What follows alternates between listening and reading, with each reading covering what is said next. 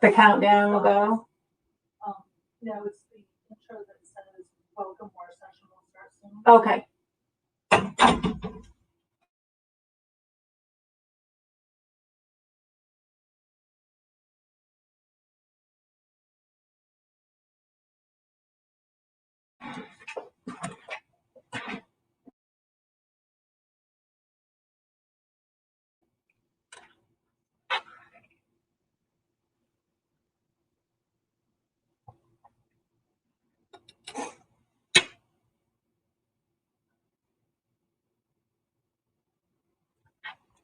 Good morning. Welcome to Funding Agriculture Projects, Making Sense of the Funding Landscape. My name is Lee Hallett. I'm the Director of Agricultural Resource Development here at the Maine Department of Agriculture, Conservation, and Forestry. Thank you for joining us this morning for this 1-hour session. This session is geared for people who are thinking about scaling up their farm or agricultural businesses and are looking for funding resources. And here at the Department of Agriculture, Conservation, and Forestry, we do administer a number of grants and loans, including the Dairy Improvement Fund, the Agricultural Development Fund, and the Specialty Crop Block Grant. But the funding landscape is much, much broader. And so that's what we're here to share with you today. This session should help you plan for the next 2 to 3 years, and will cover 3 specific areas. The first is identifying and planning projects. The second is assembling the paperwork and records that will be necessary to pursue funding. And lastly, exploring the diverse funding opportunities that are available. It is an hour-long session. Each panelist is going to talk for about 10 to 12 minutes with introductions in between. And then at the end of the session, we'll have about 20 minutes for questions. You can add questions at any point in whatever vehicle you're using to watch this session. We'll keep an eye on those. We'll save all the questions for the end so that all our panelists can have a chance to respond. So we're going to go now to our first panelist, who is Steve Veazey. Welcome, Steve. Steve is the Maine District Director for SCORE, responsible for all 130 SCORE Maine volunteers and their activities. He has been District Director for the last 4 years and has personally been providing technical assistance to small businesses in Maine for 15 years. In 2017, SCORE began partnering with the USDA to bring small business technical assistance to farmers and ranchers.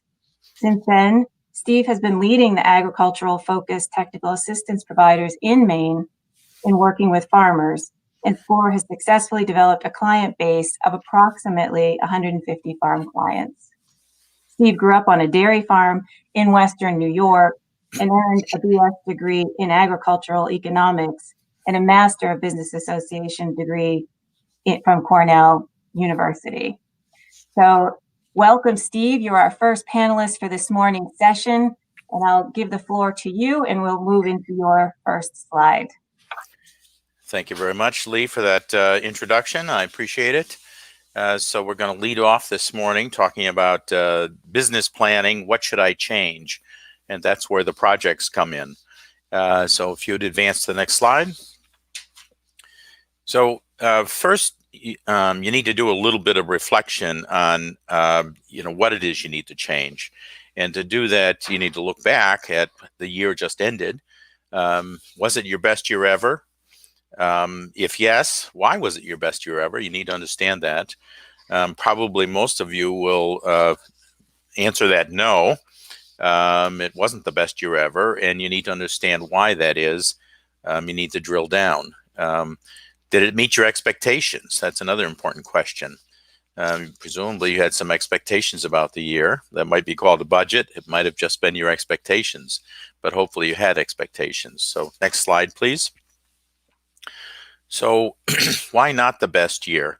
I'm not going to go through all of these. There can be a myriad of reasons why it's not the best year. And probably the top of the list in 2020 was the pandemic. But there are other things that went on in your business, and it's important to understand the impact that the pandemic had, but also the other things that happened in your business. So just to highlight a few of these, Maybe you had a late start to the season for personal reasons or because of weather. Maybe your production yields were lower than hoped for. So if they were, why? Was it because of your nutrient plan? Was it because of the weather? Was it because of an early frost and the crops, you lost the tail end of the harvest season? Perhaps your prices were too low, and that's something that you can largely control. Where did you sell your products? How was the price set? Was there a lack of capital? And we're going to get to that in this session. Labor. Maybe you had too little labor, or maybe you had too much. Sometimes people carry labor through the off season, and that's one of the biggest costs in their P&L is the labor charges. So it's important to manage your labor to fit your business. On the right-hand side, higher input costs. So feed, seed, fertilizer, repairs. What can you do about those if some of those were out of line? Unplanned spending, excuse me, for equipment and facilities. Or the enterprise mix is another important thing to consider. They're not all equal in terms of contributing to the bottom line. And the last one on the right at the bottom, not sure. This is really important. If you're not sure, you really do need to do some analysis, because this will lead you to what you need to change. Next slide, please. How was 2020 on your farm? I feel you need to write it down. You need more structure than just thinking about it. But it can be simple. Just put some bullet points on a page. So what went really well on your farm? Because that's something you're going to want to do more of. Where were the problem and challenge areas? That leads to changes. With hindsight, what could you have done better? So this is a place you need to be really honest with yourself, because it's about planning for change. And then 2 points about the enterprises that you have. What generated the best results and what generated the weakest results. So if you're raising vegetables and goats and berries, which of these things is the best performer and which are the weakest, because you need to do more of what's performing well and less of what's the weak sister. Next slide, please. So benchmarking. Should your farm perform better? So you need to do some benchmarking. You compare your own farm results to your prior year data last year, and what was better, what was worse. Compare to your plan, your expectations, right? So let me just pose a question here. If your revenues are 100,000 and net income is 10,000, is that good? Well, it depends on your expectations. If you were expecting the year to have 100,000 of revenues and produce a bottom line of 20,000, then it's not good. But if you were only expecting 5,000 or 6,000 on the bottom line and it actually came to 10, then it is a pretty good year. So your expectations are important in this. You need to compare to other farms, particularly farms like you. A vegetable farm compared to a vegetable farm, a dairy farm compared to a dairy farm, for example. So there are some places to look for benchmarking. Farm Credit East has a service and some sources of data to compare farms. There's something called the Farm Finance Scorecard, which is an online free worksheet that you can use to sort of benchmark some of your farm ratios as well. Next slide. So plans and expectations. You need all these things as part of your plan for 2021, right? You need a crops plan. How much of what are you going to grow? You need a livestock plan. Are you going to expand your numbers or shrink your numbers? A marketing plan.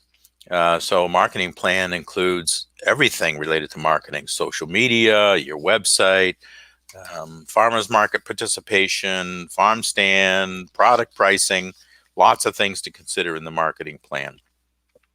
You need a labor plan. How many workers and when will you bring them on? And you need a financial plan, which is your projection. You have a capital needs plan. So how much capital will I need to fund the changes I want to make? And where will I get that capital? And the other speakers will speak more to that. And really importantly is this last one, which is an owner draw plan. You really need to know what it is you're trying to achieve here. So is it 3,000 a month for owner draws? Is it 1,000? Is it 6,000? All of these things will drive your plan, but you need to be honest about what your expectation is or need is from your business. Next slide. So you must plan ahead.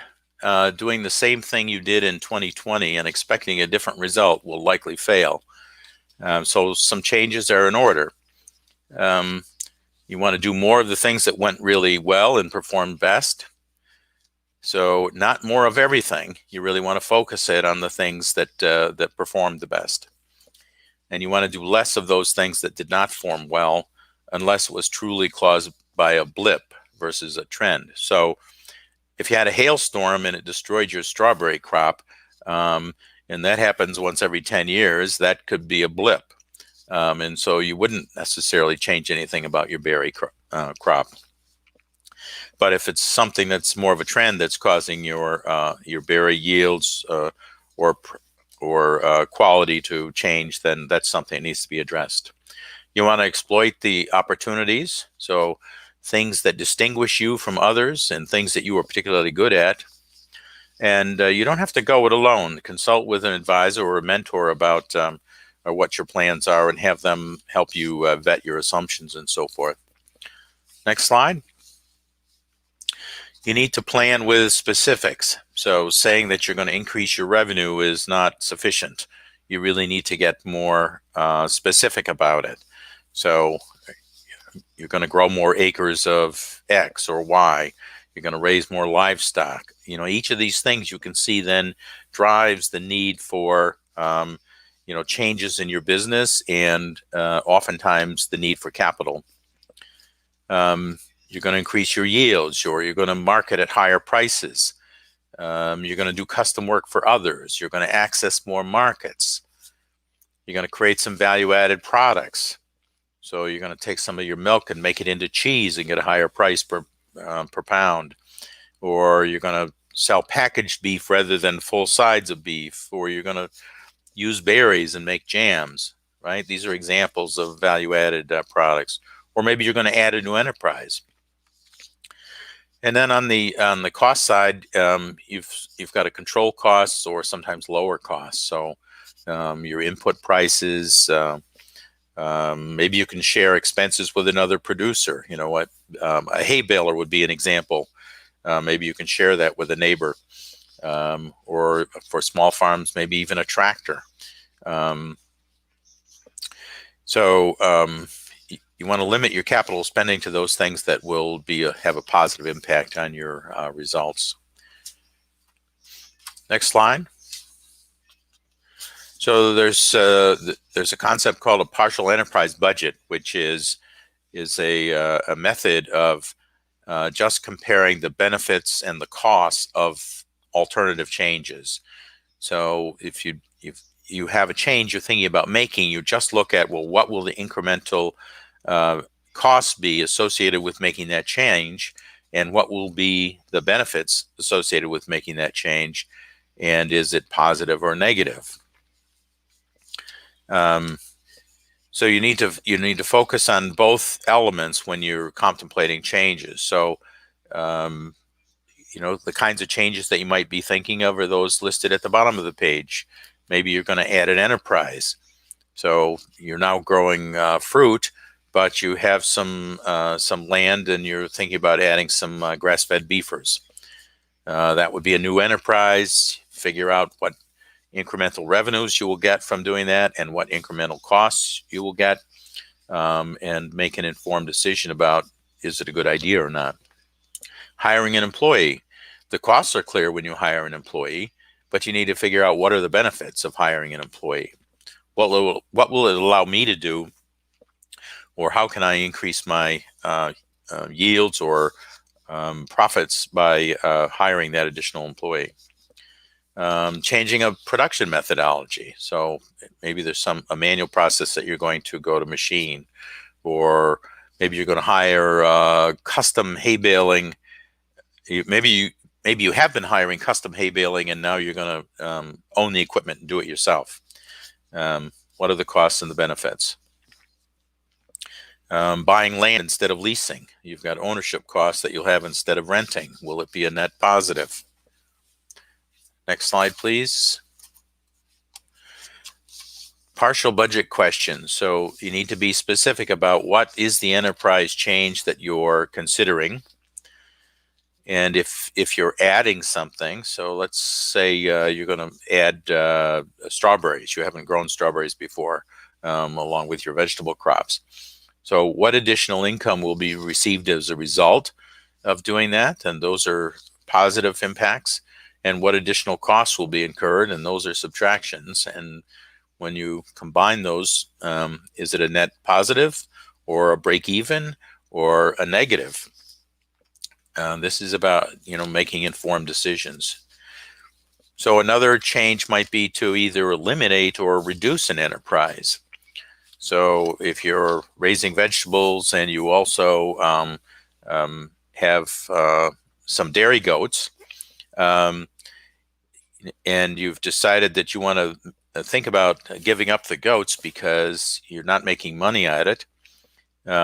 So what if I eliminate the goats? What current costs will be reduced? That has a positive impact. And what current income will be reduced? That has a negative impact. And add it together, and does it contribute to the overall situation? So the next slide, please. So what should I change? Well, like a lot of questions, it depends on your situation, right?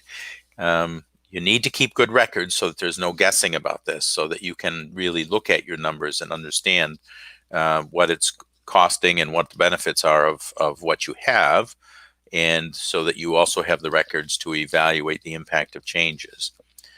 But the changes that you want to make are those that'll have the greatest impact. Maybe it's specializing to improve efficiency and reduce unit costs. Maybe it's value-added products like processed foods to try to increase your revenue per unit. You want to make changes with a sufficient positive financial impact to compensate for the risk. So an example would be, let's say you can buy a small tractor for $25,000, and as a result of buying the tractor, your net income will increase by $1,000. It's a positive impact, right? But I would say it's really not enough to compensate for the risk associated with making that capital investment. So it's not just whether it's positive or negative. It's how much it's positive or negative that needs to be factored in. You need to make changes that are supported by your family or business partner. You need to make changes that you have the managerial capacity to handle. So if you're a dairy farmer, should you consider starting to grow high bush blueberries? If you don't know anything about it, then it's a pretty risky proposition. So it's, that's about having the managerial capacity and knowledge to make that sort of change. And then lastly, on the change, you want to make sure that the financials will support what it is you're thinking of changing. Next slide, please. So changes usually require capital, not always. And that's the subject of this topic this morning. And so others on the panel are going to talk you through a little bit about accessing grant funding, or accessing working capital or seasonal capital needs, or long-term capital. If I can go to the last slide. So one of the points I'd like to make is that you don't have to go it alone. SCORE can help, other technical assistance providers can help, but they can help you talk through your plans and vet your plans and review the financials to help you make the decisions about, help you make informed decisions about what changes I should make. So with that, I'm going to turn it back over to Lee. Thank you very much. Thank you, Steve. So Steve was joining us from SCORE, the Service Corps of Retired Engineers. And now we're going to transition over to Ethan Robertson. Ethan is going to be talking to us more about the documentation that's needed to acquire funding. And I want to remind everyone that there will be time at the end for questions for all of our presenters. But let me take a moment to introduce Ethan. Ethan is a business consultant for Farm Credit East in Auburn, but serving most of New England. Ethan's practice has involved a variety of businesses, including dairy, timber, potato, fruit, and processing operations. Typical projects include estate planning, business planning, strategic planning, grant writing, benchmarking, and family transition planning. Ethan grew up on a poultry farm in New Hampshire and was a 10-year 4-H member and a chapter officer in his high school FFA chapter. So Ethan comes to us with some real agricultural roots there. Throughout high school and college, Ethan worked on farms, including his brother's 200-head dairy farm, where hours were definitely plentiful. And prior to joining Farm Credit East in 2014, Ethan was part owner in 2 insurance agencies that focus on agricultural risks. And at this point, I'll give the floor to Ethan to talk to us more about the next stage of our program. Thanks, Ethan. Okay. Thank you very much, Lee. Good morning. My office is in Auburn, but I'm joining you today from the metropolis of Canaan, Maine, where it looks like kind of a nice day out there. I hope you all can get out and enjoy it some today too. I'm going to talk a little bit about preparing to access funding. So Steve kind of led up to ideas and how we might come to need some funding, and I'm going to give you some ideas on how to get ready for that and kind of a peek behind the curtain. If we could go to the next slide. So let's peek behind the curtain and think about what lenders really want. Whether those lenders are banks, maybe your relatives, whether you're applying for grants, or sometimes from the government as well, which may be loans or grants or guarantees or any of the above, right? But what we're going to try and identify today is just what these people are looking for. If you could hit the next button on the slide. Usually they're looking for you to prove it. Right? They want to understand how you're going to make the money and either give them their money back that they let you borrow, or sometimes it's an investment. So how are you going to pay back their investment with a return, with some sort of interest?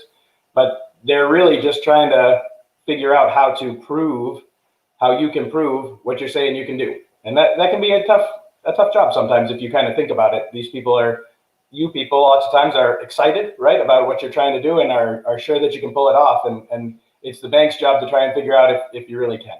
So on to the next slide, please. Oh, back one, please.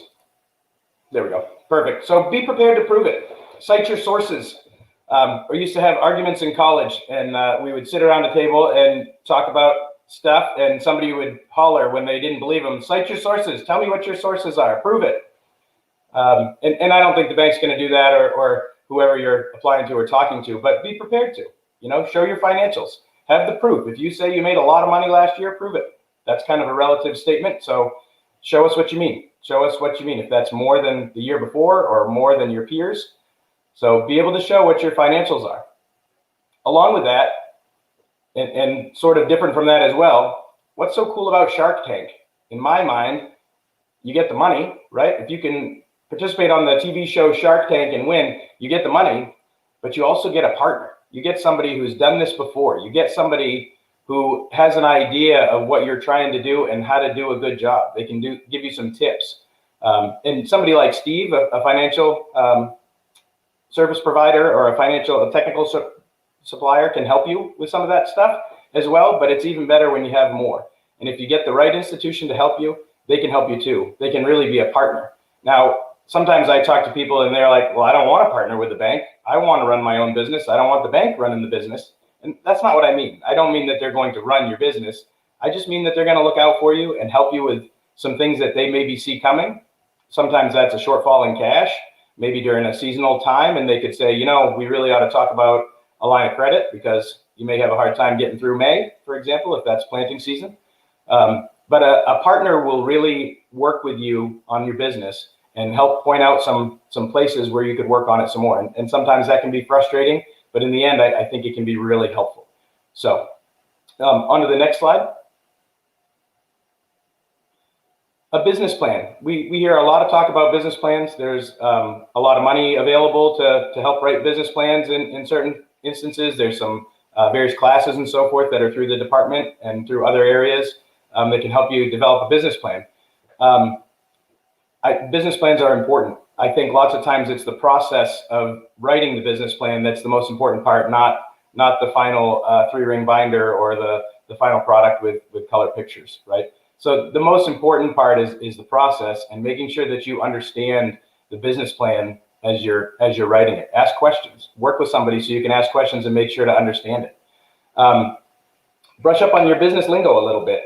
I lots of times see people thinking about their business plan or coming to the bank and the bank says, okay, so how are you going to make some profit?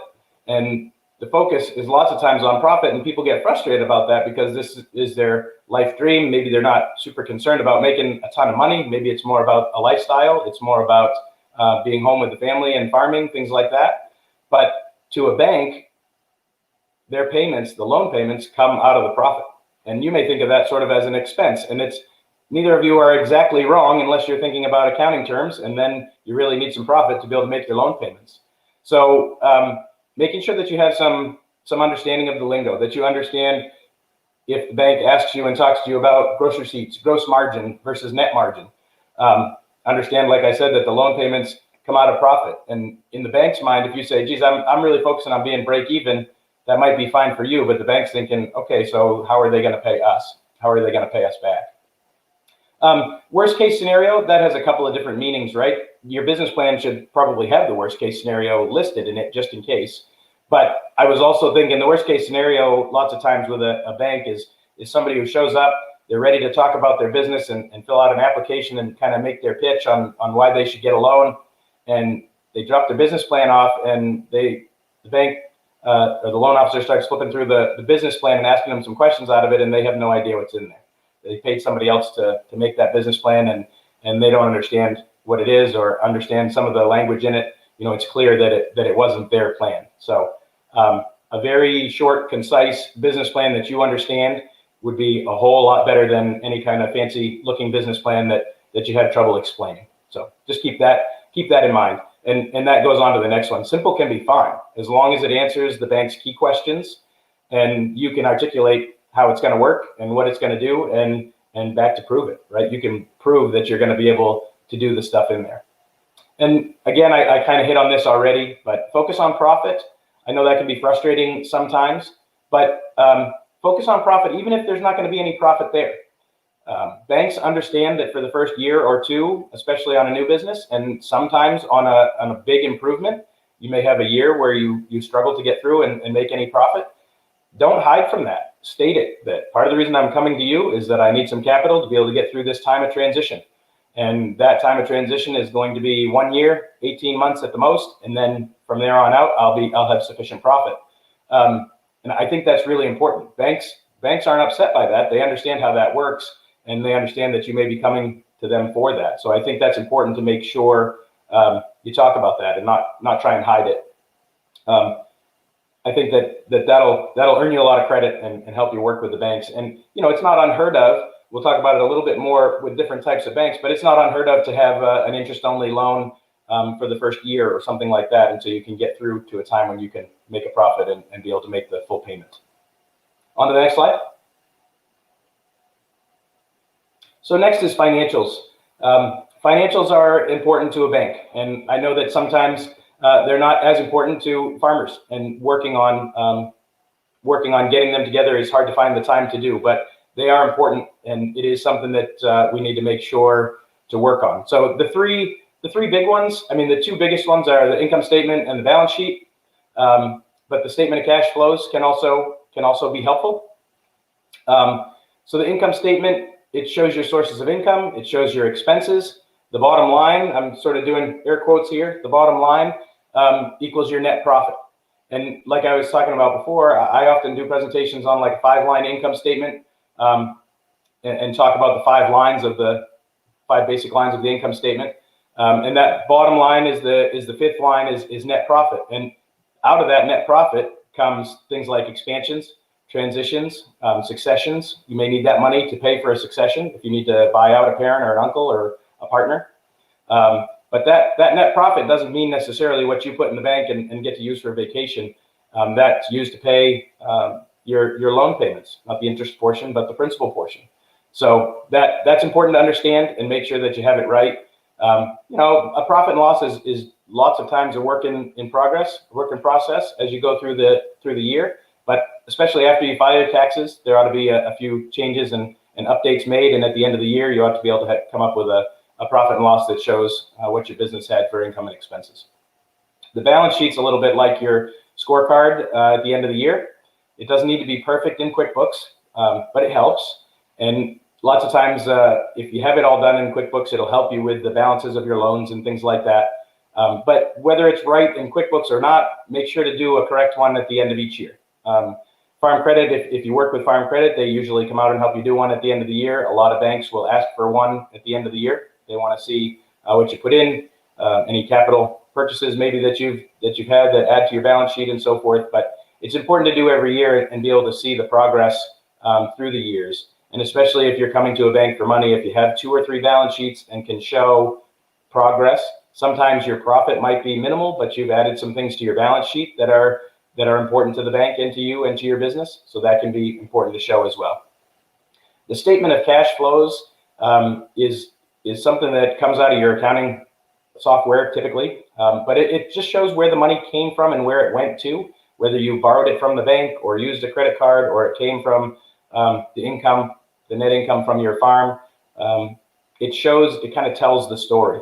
And lots of times this is not perfect. I don't think the bank usually demands it. They usually want the profit and loss and balance sheet, but they would be impressed if you came with a statement of cash flows as well, and they could see easily where the money came and went to and how you ended up with what you ended up with at the end of the year.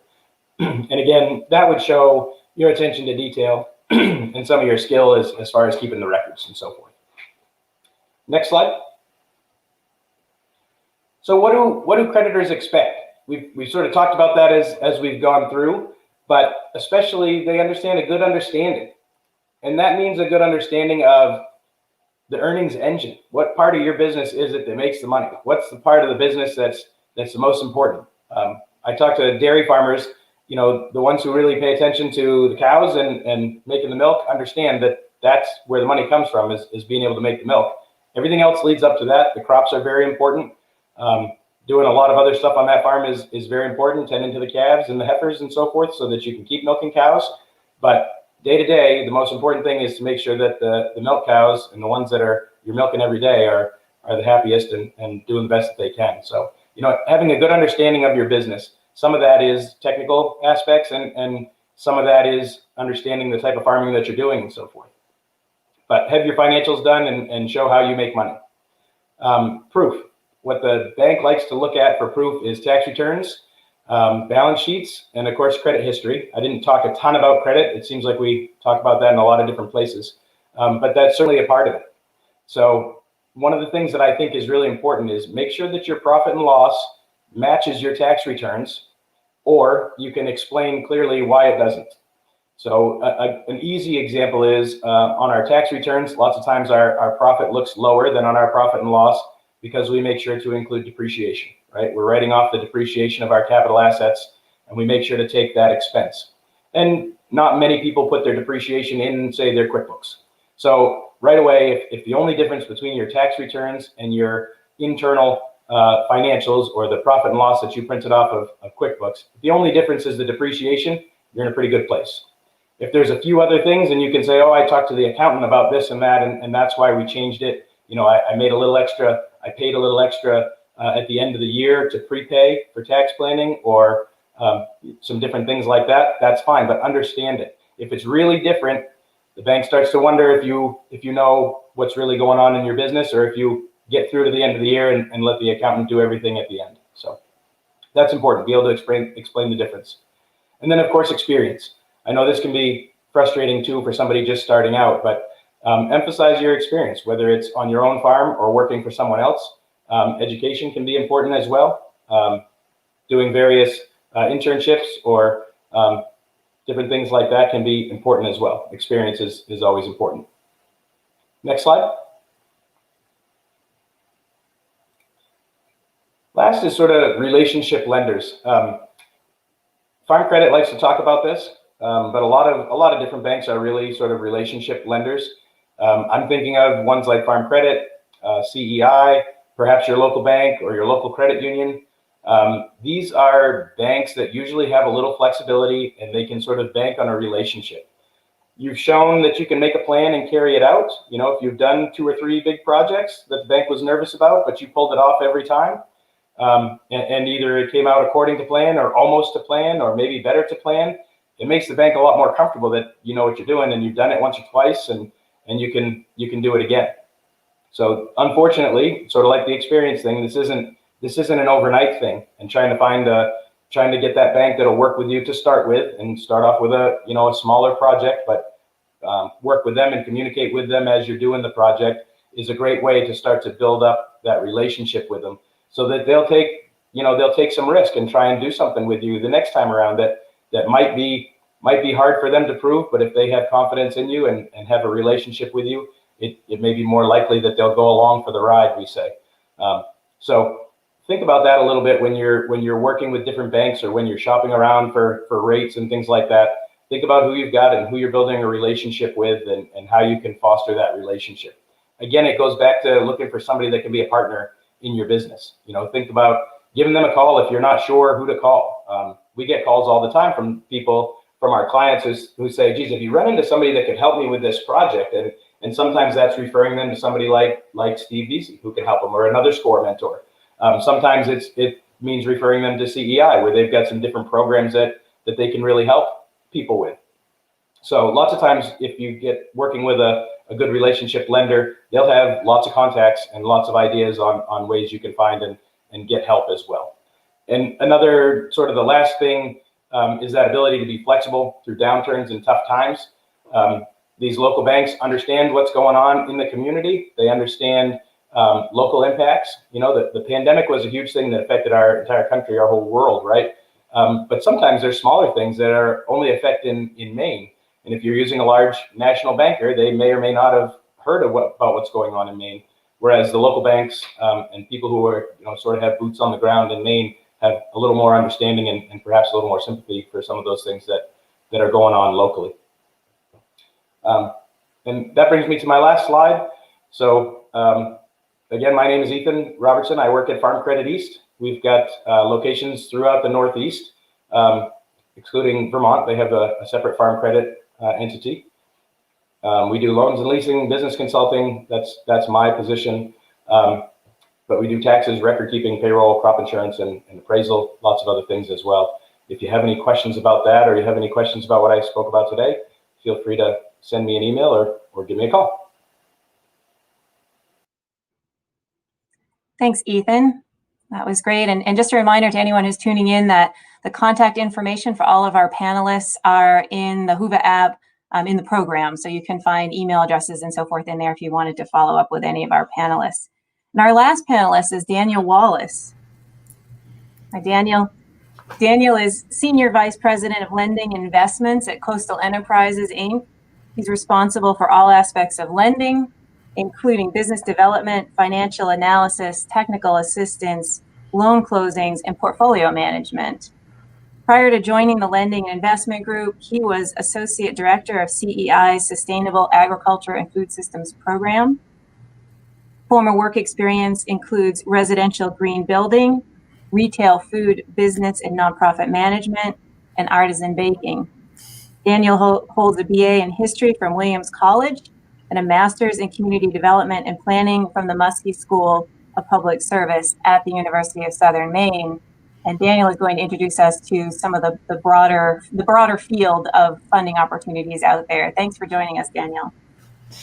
Yeah, thank you, Lee. Good morning, everyone. It's great to be here, though I got to admit, sitting here in my office, I sure do miss the floor of the trade show. I wish we were all together there, but keep my fingers crossed for next year. Very briefly about CEI, we are a private lender with about a 44-year history now in Maine, lending to farms and other natural resources-based businesses, and really feel that our farm businesses are just an absolutely critical part of our local economy. And of course, we're hugely supportive of our farms growing the food that we eat. So it's always been a focus of ours to work with farms across our history. Next slide, please. So these are some of the things that CEI does to support our farm economy. I'm just going to focus on the second item here very briefly, the lending function, which is what I'm responsible for. And I'm gonna linger here just for 1 minute as an example for what's to come here in my slide deck. CEI's market niche, the type of lending to farms that we generally do, is with our smaller diversified farms or our beginning farmers, equipment loans. We also do a fair amount of bridge lending at this point, which can be very, very supportive for programs like the Dairy Improvement Fund or other sources at the Department of Agriculture that can't support construction. So CEI can do that. And I describe all that because part of what you're going to need to do if you're seeking financing is think about which source, which organization, bank, funder is the best fit for what you need and for your farm. So kind of understanding a little bit of the profile of each funding source can be very helpful. Next slide, please. So here are the big buckets of money, so to speak, the big categories that you want to be thinking about: grants, loans, and investment.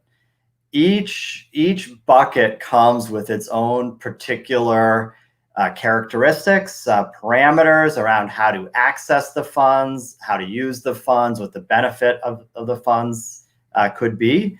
So, clearly pros and cons to each. Grant money is excellent when you can get it.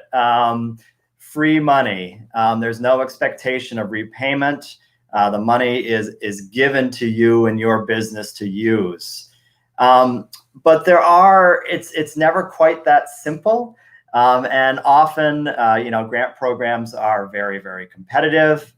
There's very limited availability. And you should also think about the time you might need. It's going to depend from grant to grant, but the time that you might need to put into grant management. So maybe you don't have to pay the money back. That's a huge deal. But maybe you have to do a bunch of reporting to the grantor.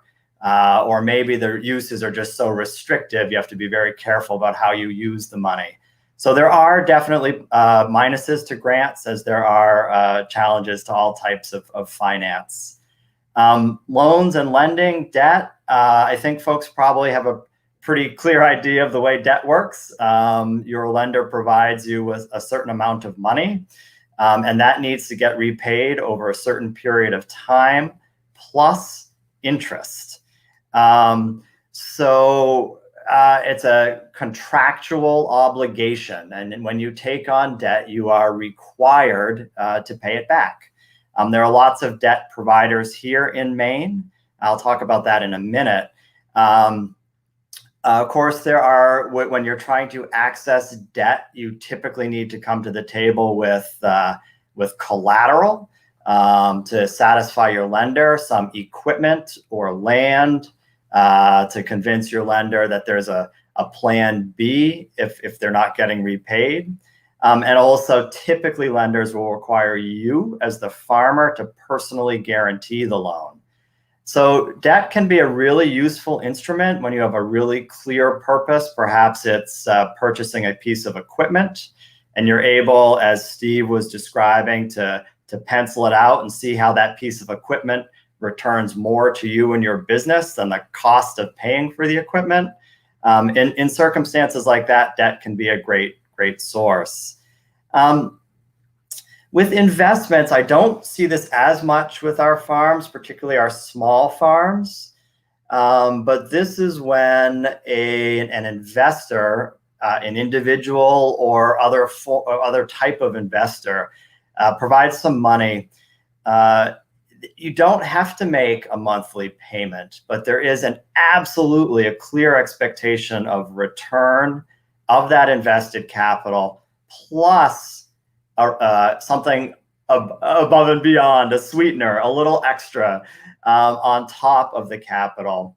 And the trade-off here for the more flexible structure is that your investor usually wants a piece of ownership in your farm. So that's a trade-off that folks are not always willing to make, and is something that has to be considered very, very carefully. There are times when that partnership potential, as Ethan was describing, might make it worthwhile. But there are certainly plenty of folks who aren't willing to give up that piece of ownership in their farm, in their livelihood, in their family business, and something that they care that you care so deeply about. Next slide, please. There are lots and lots of sources of funding. It's confusing, it's chaotic, and it can really take time for you as a farmer to figure out who's who and what's what. And it's time that you may not have. You certainly don't have it during growing season. But it's something that is valuable to kind of research and figure out what these sources are, what they care about, and how they're going to work with you. One group of sources are banks and credit unions, or bank-like entities. Ethan, I'm going to put Farm Credit East in there. I hope that's okay. And these are typically debt providers. They're not exclusively. And I would also say that it's typically your community or local bank that's more willing to work with farms. Oftentimes, the larger banks feel that farms are too risky, and they won't work with you. And I do want to do one shout out to Maine's newest credit union, the Maine Harvest Credit Union, which has an exclusive focus on farms here in Maine. Pretty exciting that they've joined the rest of us to help support our farms. Next group of funders would be folks like federal and state government, USDA in particular through its various branches, Farm Services, Rural Development, NRCS. I think for farms, it's more typically FSA or NRCS grants, but RD is also there. And then, of course, the Department of Agriculture provides some great products here in Maine. The next big group of funders I would call quasi-governmental or private entities. It's folks like CEI, FAME, the Finance Authority of Maine, and your local economic development organizations. A lot of our councils of government here in Maine have loan funds. Some of our larger municipalities have loan funds. And then another big group is, sort of everybody else, all the grant options, investors and investment clubs, and networks. Think about, I'm not sure if folks are familiar with Slow Money Maine, but that's a robust network that brings together farms and food businesses with interested individuals, and has spun off investment clubs, for instance, the No Small Potatoes Investment Club in southern Maine. Next slide, please. I'll zip through this because I know we want to get to questions. But I think I think a focus on some of these keys is important, and actually the other speakers have already touched on many of them. There are a lot of options that come in a lot of flavors. It benefits you, and perhaps you're working with a business advisor like Steve, or you have an accountant on your team. It definitely helps you out to do your research, to think about the different options.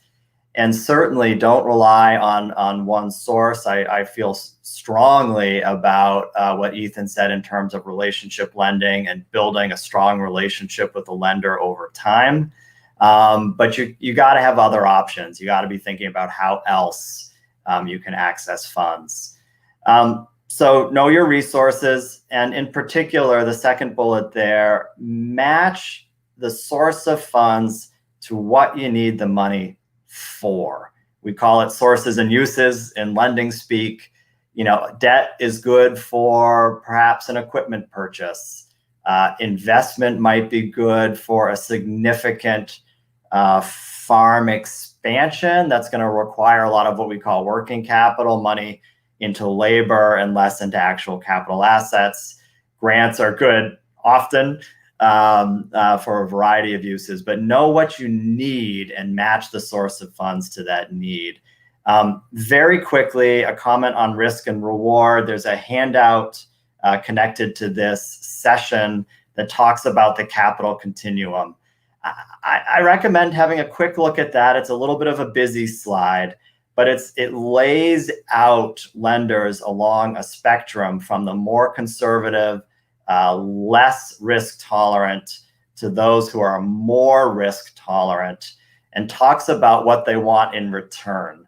So I think it's a valuable perspective for you as a potential somebody trying to access financing to have is where the funds are coming from along that spectrum and setting expectations.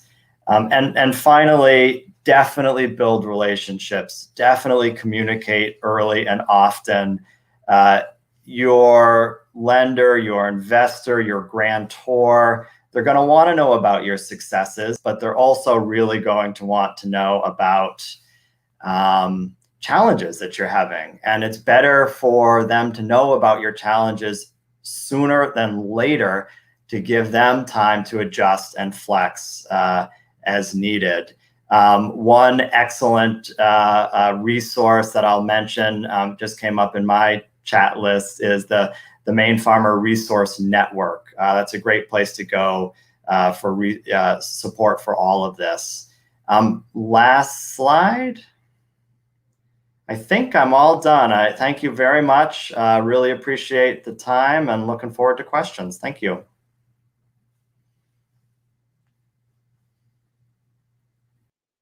Thanks, Daniel.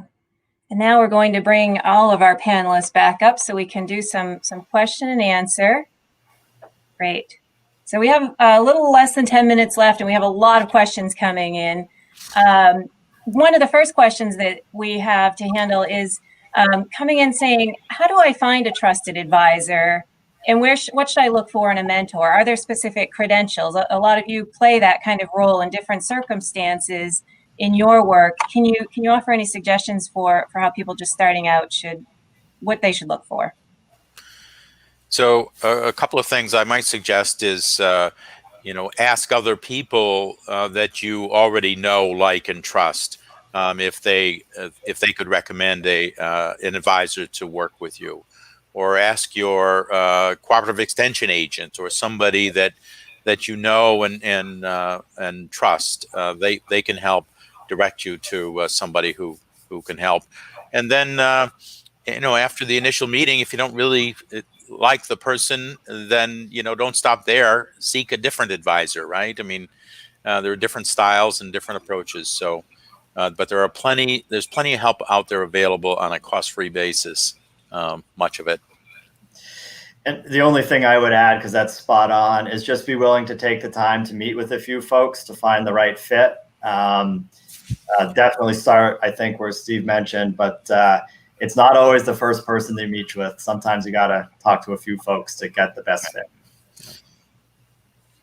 Yep, I would echo everything that they said, and be aware that sometimes if you're asking an attorney or a CPA at a large office, they may sort of be required to give you three different people to think about rather than necessarily the absolute best fit. So just keep that in mind, and if they don't fit, move on to the next one.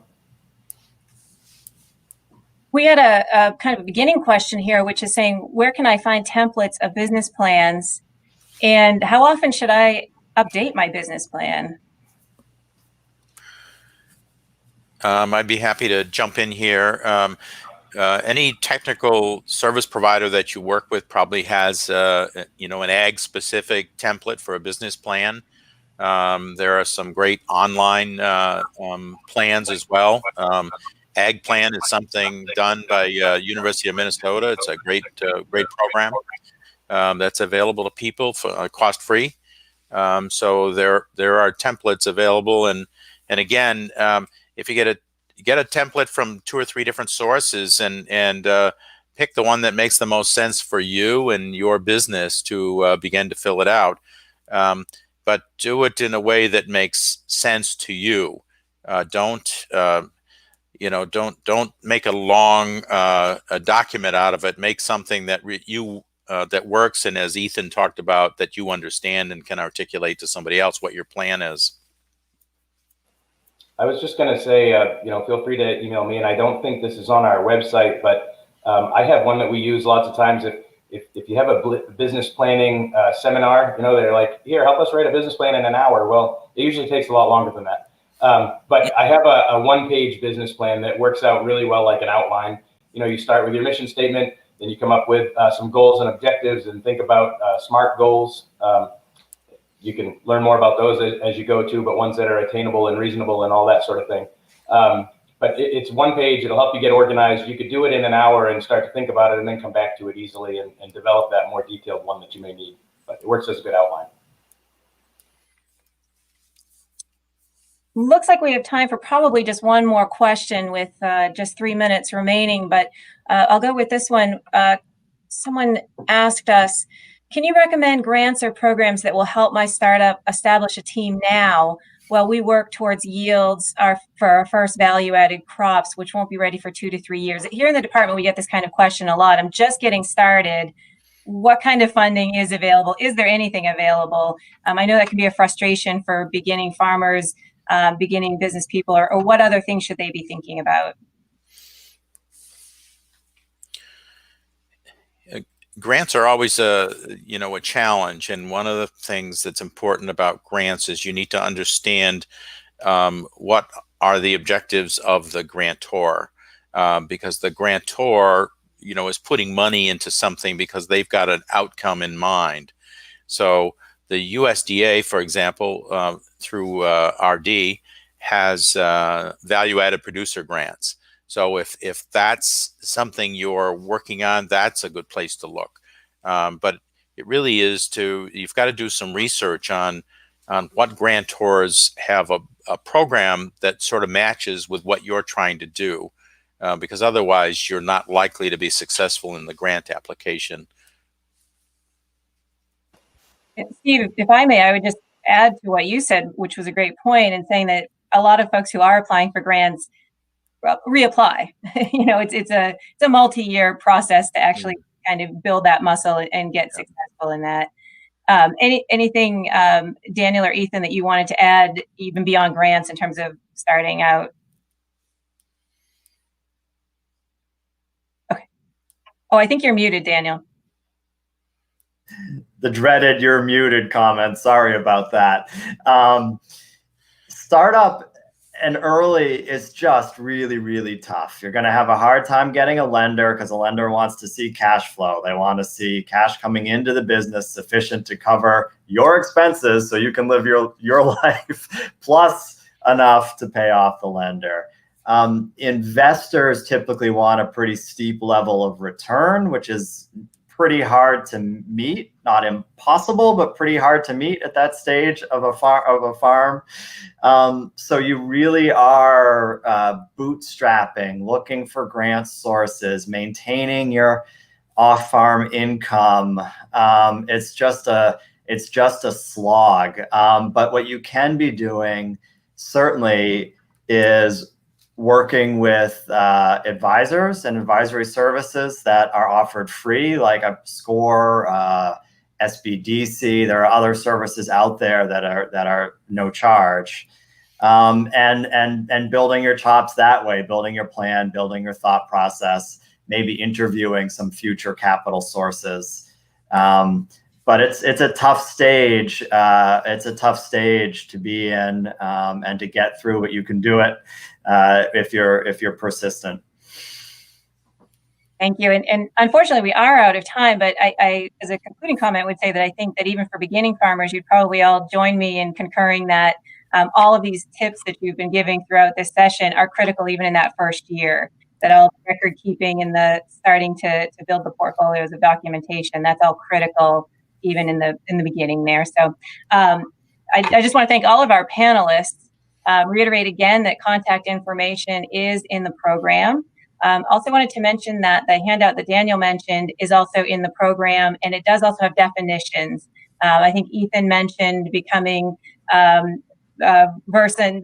being able to be conversant in the lingo, and that glossary that's in that handout from Daniel is really helpful in that. But thanks again. We have programming going on all this week for the Ag Trade Show, so check the Whova app for the rest of the program. But thank you everyone who joined us, and thank you very much to our panelists. We really appreciate it. Thank you. It's great to be here. Bye-bye.